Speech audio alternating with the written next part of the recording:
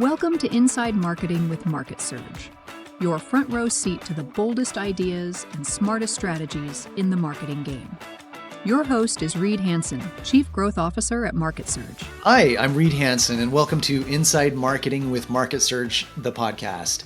Today, my guest is Scot Nattrass, the Chief Executive Officer of Focal Dynamic. Scot has had leadership and operational roles with Goldman Sachs, Merrill Lynch, Delta Airlines, and more. Focal Dynamic provides business coaching and consulting services for operational excellence, process modeling, project and technology management. They develop company culture, implement integration solutions that leverage current state AI, which of course is an interest to our audience, to enhance operational efficiency and drive business growth. Focal Dynamic helps you get unstuck from those nagging problems that distract from your mission. So Scot, as we talked earlier this week, you have taken on the role with several organizations as a fractional COO, Chief Operating Officer. Can you tell us a little bit about what that means and how your career journey took you into that kind of role? That's an excellent question. Let's start from the end and let's kind of work our way up to it. A fractional COO is a person that comes in and helps an organization on what is effectively a part-time basis. Usually these roles are targeted at smaller companies that you need to get systems up and running, but you don't necessarily, once they're up and running, it doesn't take a full-time person to maintain them. So working with a small company, a startup here that has now hit a couple of their first growth triggers, what I was doing for them is that they were run by three engineers. The three engineers were very gifted young men, but they didn't really understand about the business of the business. The business of the business is, what are your systems? What are your processes? What are your controls? What are your methodologies? How are you putting structures around your time to achieve something measurable on a regular basis to keep you both motivated and forwarding the needs of what the business does in order to become a real self-supporting commercial entity. So I went in there, and it didn't take me but about 10 to 15 hours a week at the beginning and down to about 5 hours a week towards the end to set up for them some of their HR systems, set up some of their autoresponders, to set them up with, a shipping organization and tax services and understanding payroll and having a basic understanding of what a financial statement is and what are the differences between operational expenses and cost of goods sold and how to view those things and how to make it so that when you're pouring your revenue into this funnel, instead of having a predictable stream of profit come out the end, your profit, your money was going all out like it was not a funnel but a colander all over the place. And that doesn't work for small businesses. It doesn't work for any business over time. So what I did for them and what I've done for literally hundreds of small businesses in a company that I worked for, where my entire purpose was going into small businesses and finding out what their pain points were, finding out what their problems were, pointing to the solutions that sometimes took a little bit of advice to say, shore up this area, shore up that area, put in these systems, start having these things on a regular basis, changing your business habits a little bit, to bringing in a team of consultants that would be specialists in fixing the areas that were broken. So basically what I've done as a fractional COO is go into small organizations, get those things set up, get them running right, establish certain types of business habits, and those habits are the things that will carry them on. And then I just do a check-in every once in a while. That's a great overview, and as we've talked, I've really understood that. So we do something similar. I'm very focused on the marketing part of that. A lot of the clients that we both have are small business owners that have technical skills in the thing that they do. They're an engineer, or maybe they're a photographer, but their training did not include anything business management related. And you described so many things that a business owner has to do and spend a lot of time on, but they either don't know that they need to, or they neglect those tasks. So tell me, when you are first working with a new company, what are some of the first things you look for, like where's the low hanging fruit for some of these businesses that you start with? Well, I go in and I look for the basics. Okay. Do they have a way of recording and understanding the numbers that their business generates? And it's not all about the numbers, especially when you're dealing with a startup that is, for example, investor funded, like this one was. Okay. What you're looking for is, what are the things that are coming in from your investors, and how is it being spent, and how are you moving in a regular basis in a predictable way towards a stated goal, or a state, right, where you are no longer just receiving cash without having to account for it, but are now taking that money and forwarding the mission, the vision, the purpose, the objective to something that is the reason that the investors started with you in the first place. And there are, and sometimes that's the idea, but sometimes it's not just the idea, but it's how you take that idea from an idea into a product that is commercial, and a business that supports you taking that idea and then repeating it over and over and over and again, which is what makes you into a real business. For example, Spooky Action, the tethered drone manufacturer, where I was the COO, and I'm still an officer of the company, but I'm not doing anything active with them. I'm just on their advisory board now. But they started as an investor-run company. Now they've made it off to, after going through the Small Business Innovation Research Grant process a number of times with limited success, to now getting enough interest to be considered by Lockheed Martin's Skunk Works division for their product that does what they do better than anyone else on the planet so far. But they're a small company. How are they going to make sure that they can keep everything nice and tight so that they can deal with one of the largest defense contractors in the world and satisfy their needs as a defense contractor while they scale up their business to be able to serve that need? So that is where systems and processes really come into play. That is where a culture and habits of having some sort of regular check-in. What are we doing this week? What are our key performance indicators for this week? Where are they going to be at the end of the week? How are we moving things forward so that the information is fresh and it's alive, and is check-in at least on a weekly basis on what's going on, to make sure that you have the variables, the targets identified now for, now we've got this tiger by the tail. How do we hold on to the tiger without it turning around and eating us before we're ready to be eaten? Because eventually for them, that might be what happened. They're the best at what they do, but it's a narrow niche. And narrow niche players happen to be, that are the best at what they do, eventually get gobbled up by somebody that's not a narrow niche player, but really likes what they do. That's a that's a very interesting example. Yeah, drones is a kind of an exciting space, and um, as you've described, this is a very interesting business that has an opportunity to grow in a certain way, but provided they do it right, Provided they do it right. yeah, yeah.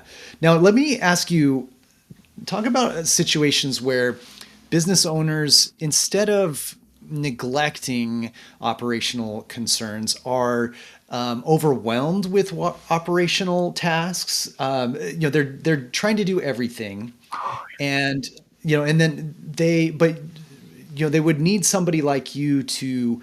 They don't know how to offload tasks. They don't know how to delegate. They don't know how to not handle everything themselves. How would you address those kinds of business scenarios? Well, that's where I come in and make sure that we can introduce some basic concepts of the business of the business. And a lot of that refers to, since we are in business, and since we're not in this example anyway, we're in the business to at some level generate a profit. We want to pay our people, we want to pay our bills, we want to have something left over for a rainy day, or for the next thing that we want to do, or for expansion, or whatever. And I look at what it is that they want, and I look at the current state, and the current state of them being overwhelmed usually comes from a lack of understanding to use the systems that are already out there to automate some of those tasks.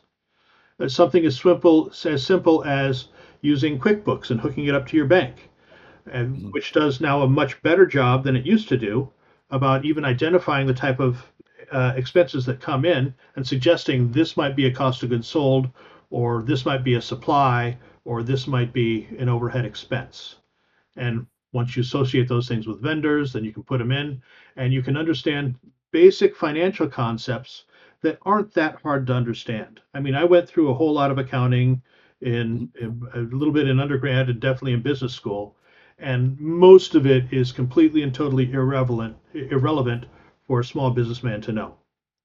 But cost accounting is important, and it's the most fun, and it's the easiest. So most fun is relative to other accounting. Of course, we know that. Fair enough. Yeah. There's a reason that accountants get paid a lot of money because not a whole lot of people want to do it, right? So, Right. um, but the cost accounting is not difficult, and there are all kinds of tools of automation to help you with that. And one of the things that I'm working on right now is bringing some of those tools that take what you're doing maybe over in this part. If you're an auto shop and you're buying parts over here, and it's through this tool that is not necessarily, your ordering of those parts is not necessarily hooked up to your QuickBooks, and you don't know how to necessarily get those properly categorized in there. Well, I'm looking at the little AI apps that might pull information from one and pull information from the other and give you some decision point to give you a better idea of how your money is being spent, where those flows are. So I'm looking for the flows of the business, the things that happen on a regular basis. I'm looking for pinches in the pipelines, Mm. right? Where the flow is occluded, and point those out and say, do you realize this? Is this one of the things that you think is a pain point for you, right? And then I want to go in and I want to unclog the pipes, and I want to make sure that they are going with as little resistance as possible through, but still having enough information pop out of them so that we can report and we can see that everything's good, and that when we think that we have profit going into the bank, we can actually see it in the bank, right? Mhm. So we can see that it's real.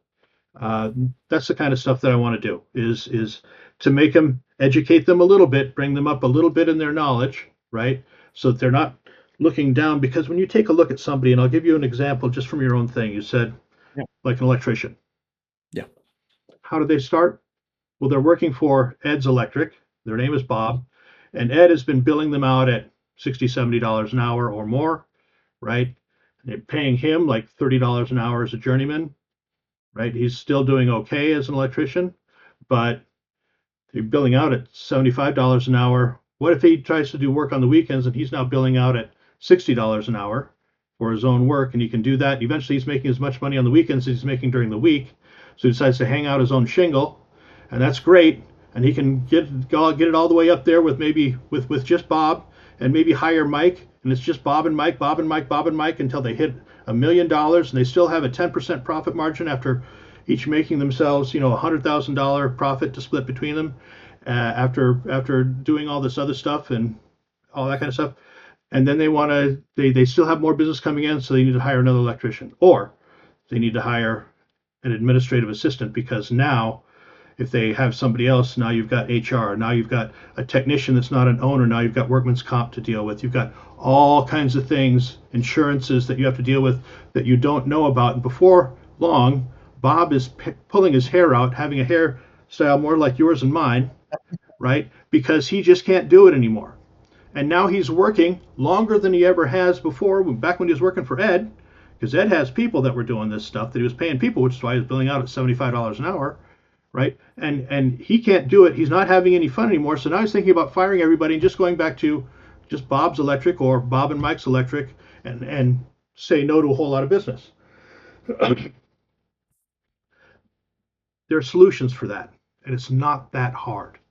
If you Mhm. can learn what it's like to be an electrician and learn it well and to be good at your trade, this stuff is not that hard to learn. But if you don't learn it, you're going to be screwed. So that is a great anecdote. You shared that with me earlier this week, and I think that is a great way to think of business as a whole. Is essentially it's a profit-making enterprise. You are not I have a lot of creatives in my among my clients, and they love their work, but a lot of them struggle with the parts that deal with revenue and costs. And so, I think it is really important to rehearse those fundamentals in your head and see those examples, because we work to get value. Right. Um, And the biggest thing is that with the tools available, it shouldn't take that much time, because the thing that creatives need most of all is time and that headspace that is uncluttered from some of these little things. And so if you can get the right systems in place that automate those little tasks that need to be handled anyway, then it's still, you don't have to have a cluttered mind for that. You can clutter it up with all kinds of more pretty things that turn out to be wonderful things that eventually you sell and make money with. and so now, as business owners skill up, they learn these concepts and implement them. Do you have advice on how a business leader should balance, learning certain skills and performing them themselves, like certain business functions, hiring additional folks to manage these business processes, or outsourcing in terms of bringing an agency, or even going offshore with VAs? How would you recommend that a business owner think through that kind of formula? Okay, so the obvious first response is not very helpful. It depends. Um, Sure. because and I think really what it depends on is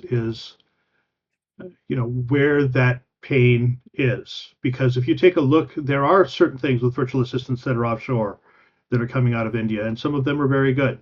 Um, they are surely marketed to me on LinkedIn with increasing frequency.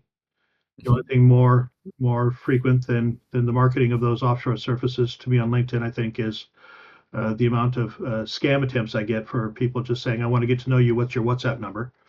Um, you've been hit with those too, I imagine, right? Oh, absolutely, absolutely, I have an nonstop. entire inbox full on my messaging with ones I haven't opened, but it sends you the message and email ahead of time. And I'm writing a big report on it, and I'm just gonna be capturing that entire thing. These are all not real people. But back to the question. Oftentimes they don't know themselves to do it. They need to have a talk with somebody who knows what they're missing and can show them what they're missing. So that's where somebody like me comes in. And with me, when somebody's talking to me, my first consultation is always free, because I'm not going to start charging you money until I know that I can provide value, and that you know that I can provide value. And that's when you start paying me. And that is, let us zero in on what part of your business flows are causing you the most pain, and can we have it so that they no longer cause pain? And because eventually, this is back to the old Tony Robbins and his power principles. We do things to avoid pain or to get pleasure. And Mhm. a lot of things that we get pleasure from are sometimes painful. Learning lessons sometimes is painful. But once the lessons are learned, hopefully that pain doesn't have to be repeated. Um, so that's kind of what I would say to that, is that they need to be able to talk to somebody who knows more about the things that are hurting them than they do. Uh, Okay. or tune into things like this and, have a free call and let's talk through it. Yeah.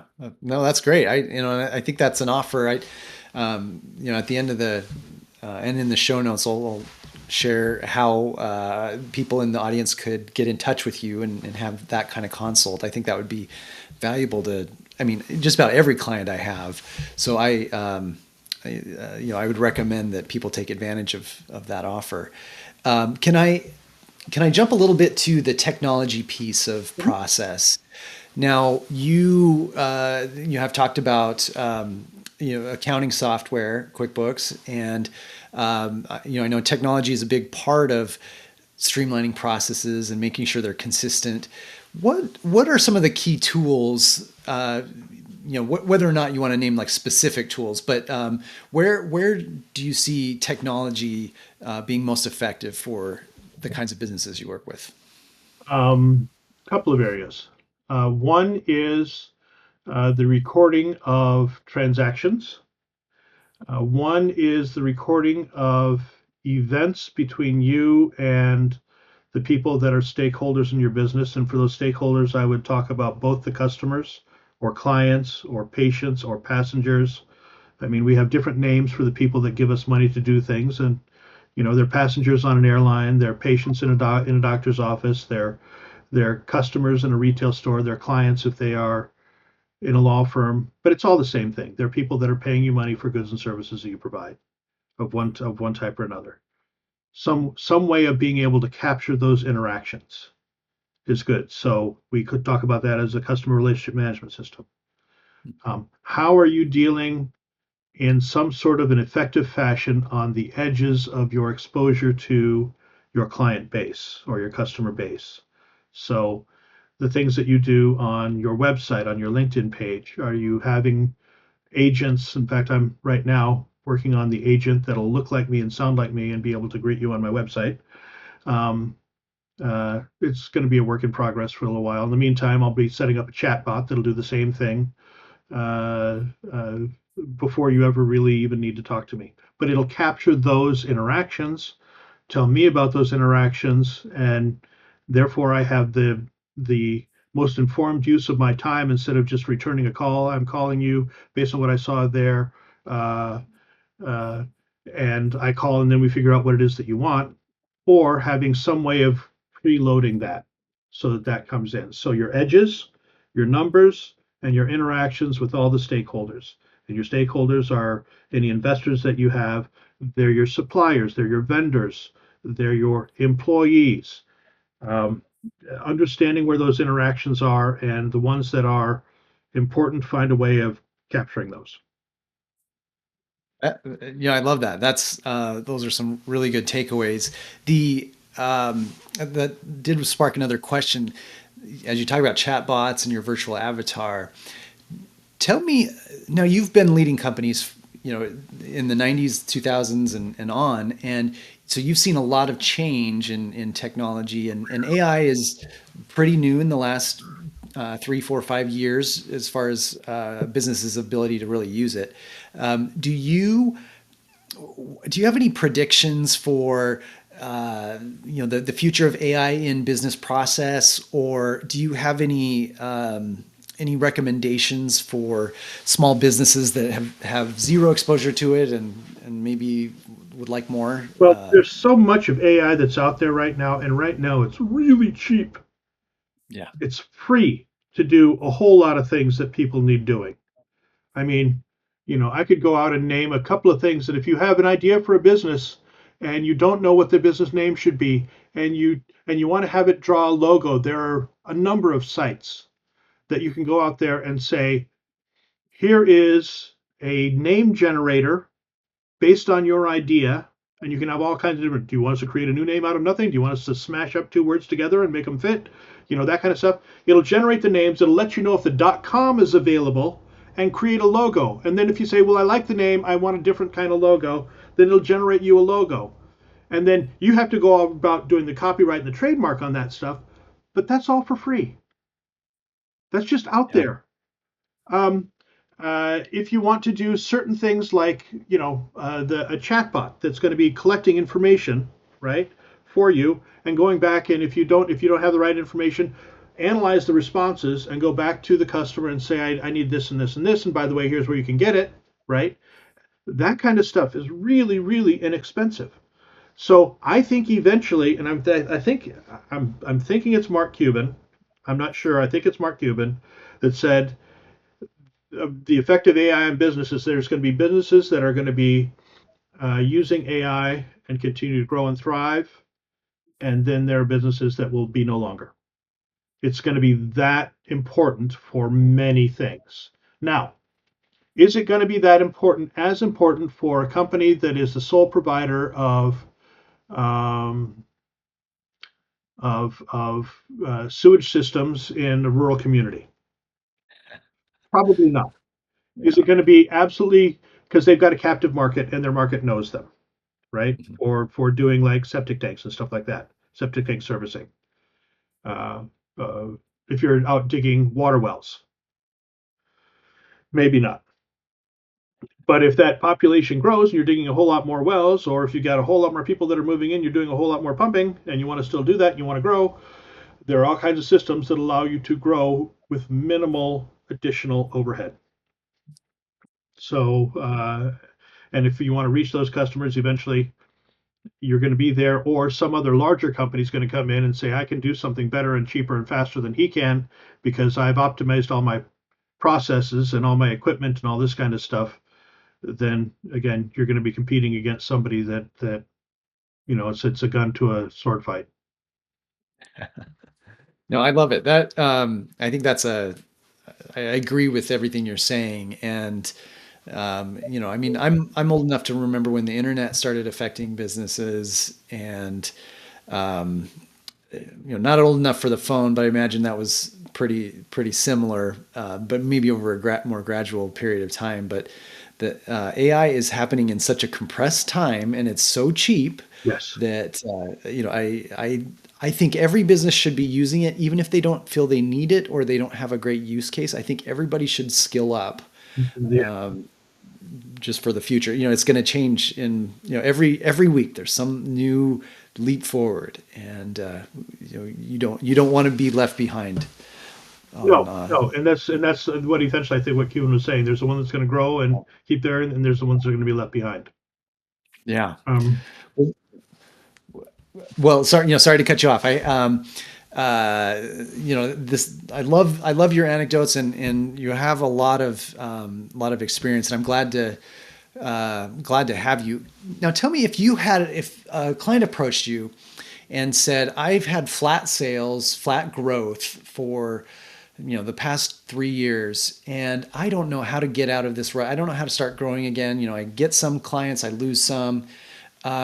What would be your initial approach to that situation? Talk to my buddy Reed. Love it. I love it. I mean, the thing is that the availability for AI enhanced marketing efforts out there right now, for being able to generate for free amazing messages, having your copy written by AI, telling AI that it is a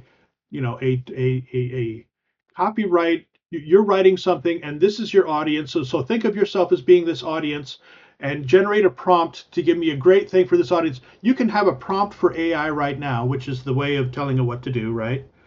To become an expert prompt writer, and Right. smart enough to do that expert prompt writing, to write the perfect prompt for you to be able to break through those limitations.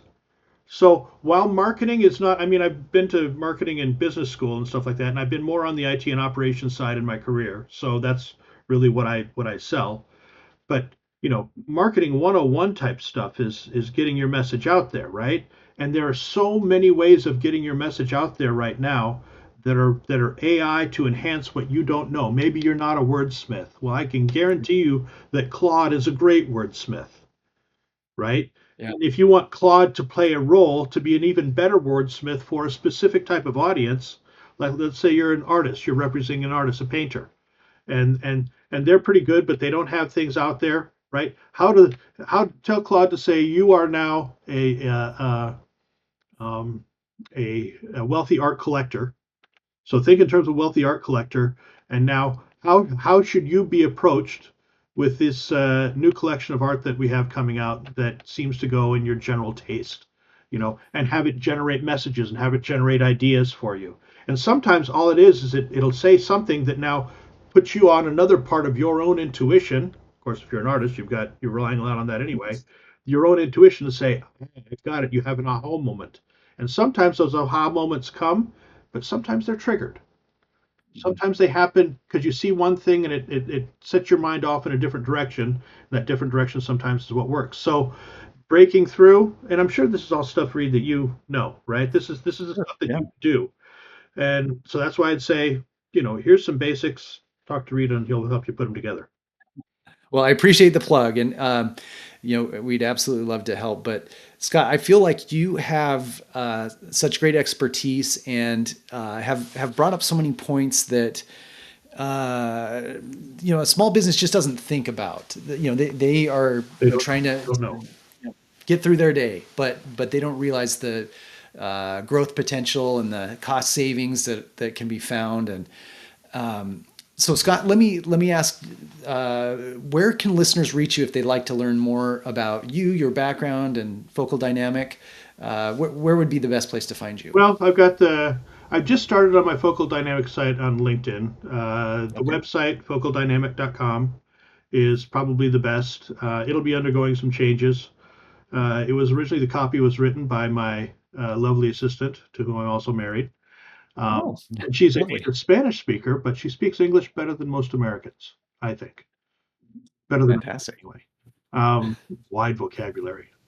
She was a journalist in Colombia, so she's a wordsmith in her own right, and she's a writer. But she has a couple of superlative things in there that I think I need to tone down a little bit. Like she says, "I know better than anyone." No, that's a Trump type statement. I don't make those type of statements. But I do know a thing or two about a thing or two. So focaldynamic.com, it has a phone number on there where you can leave messages. You can connect with me there via email. I'm also, of course, on LinkedIn as linkedin.com/in Scot Nattrass, Scott spelled with one T. If you spell it with two, there is a Scot Nattrass with two T's. We're friends on Facebook. We have no relation, right? Interesting. I'm a one-piece Scot Nattrass. And you'll have it here, I'm sure, for your viewers, properly spelled. Yes. Yes. Yeah. I'll have it in the show notes. Absolutely. Yeah. So that's great. Well, get a hold of me right now, and look forward to having those conversations. Thanks so much, Scott. And I would recommend to any small business that is struggling with growth and maybe getting overwhelmed with the business tasks, or feel like they're losing money like a sieve. These are great conversations to have with Scott. Thank you so much for joining the podcast today, and hopefully we can talk again. I'm happy to. Thank you. All right, thanks. Want to stay ahead of what's actually working in marketing right now? Head over to marketsurge.io and see how we're helping businesses grow smarter, faster, and louder. That's marketsurge.io, because your next breakthrough shouldn't be a guess.